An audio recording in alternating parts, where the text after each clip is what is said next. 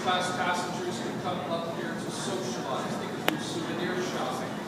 This portside shop was originally a smoke shop that's built of cedar wood, imported from Honduras. The starboard corner is the W.H. Smith & Sons bookshop. That exterior is Macore, or cherry mahogany, imported from West Africa.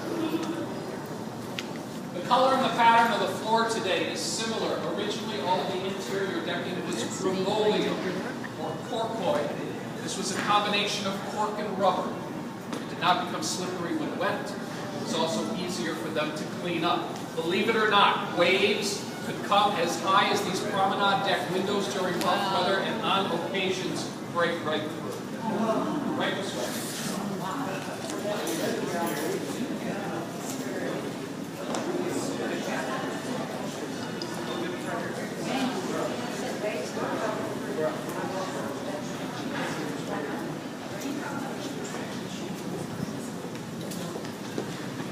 The center shop was the Austin Reed Men's Salon.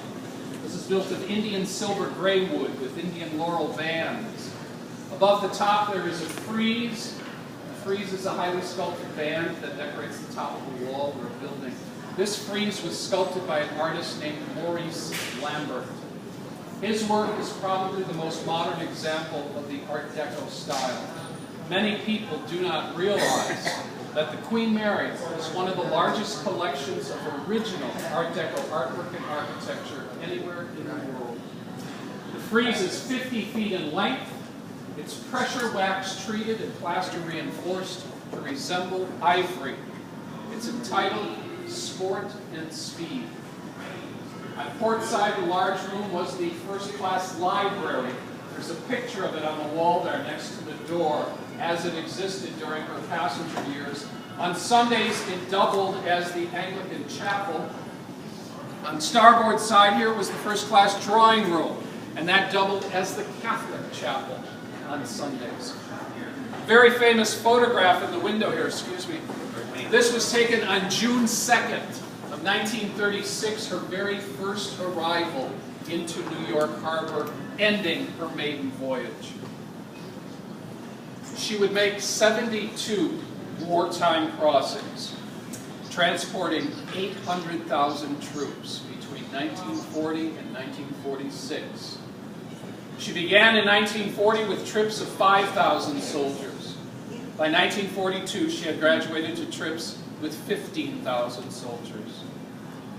Her record number of passengers, 16,683 in July of 1943.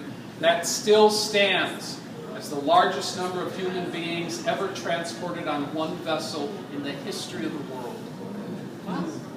We have several photographs in the window here. Step this way. How in the world did she standing up?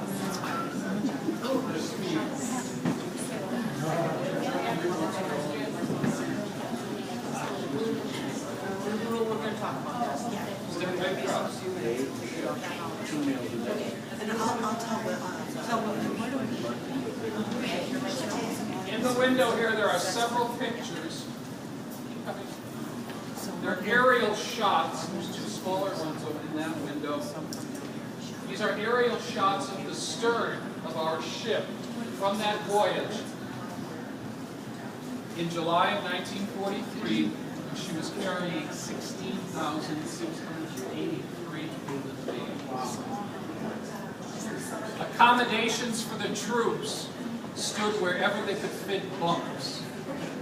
Standee bunks, which were 3 to 5, sometimes 7 beds high, 18 inches apart, stood almost everywhere. The squash court on sports deck was outfitted to sleep 96. The gymnasium, 88. The first class swimming pool, 110. The second class pool, 124. The tanks of the swimming pools themselves were drained and slept 60 men each. A deck was outfitted for 1,887, B deck 2,336.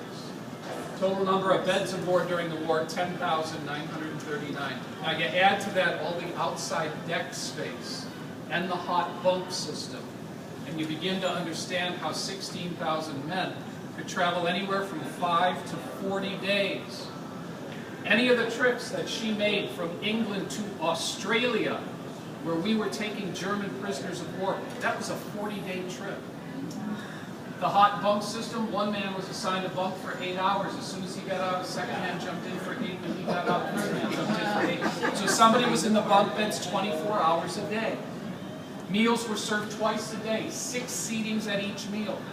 By the time the first meal ended, the second meal was already starting to queue up.